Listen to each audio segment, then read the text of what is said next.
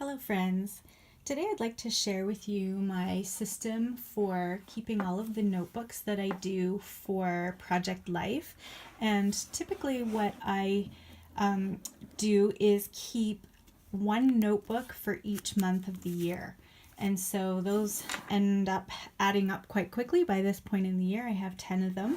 And then what I do is store them in these hardcover books that I've repurposed, and you can find them in my Etsy shop if you're interested. But here was at the start of the year. I still haven't done any design on the front cover of this one, but on the inside I did a title page. I started this one in January and actually ended up going right through to February. I guess I was just a little exhausted after having come through December daily. So I didn't fill an entire notebook for January, and I ended up fitting both months into one notebook for the start of the year. So these are just my throughout the month I'm doing specific scrapbook pages, or just documenting different things that are happening in my life. So this was January and February, and most of these you would have seen on my Instagram feed. So January, February, and then March, this was a cover that I had designed for notebooks in my shop. But again, just flipping through, you can see various notebooks, and then I also have April in here.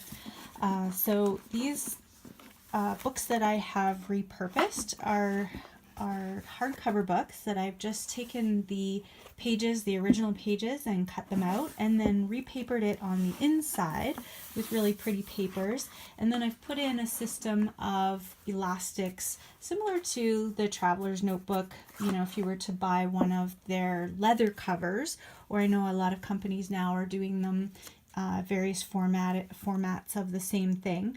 But I have a love for these old vintage books, and so I decided to recreate them or repurpose them into the covers for my traveler's notebooks that I do monthly for Project Life. So here I've got the first 4 months of 2018 in one book, and then I was lucky enough to actually come across two children's books that are similar, and so I have started the year by putting my notebooks inside these two, and I love that they're matching.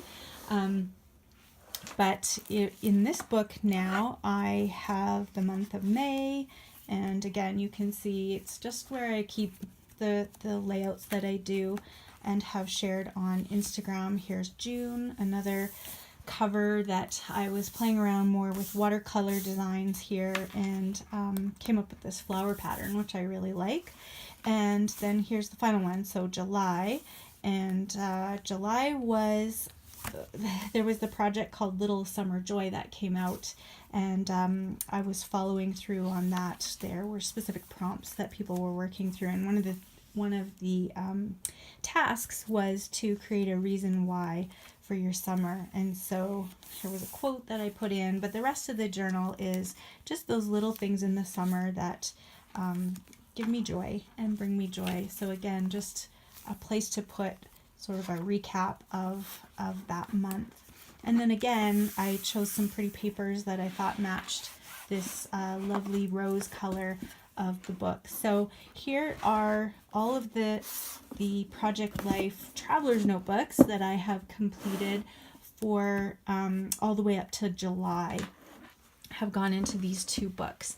And then I also have August and September's notebooks, but I was really hoping that I'd be able to find a book in the meantime that would kind of match this, or even this series, this children's classics series, but I so far haven't come across one. So I haven't chosen a book yet, but obviously I have August and September and now October to add in.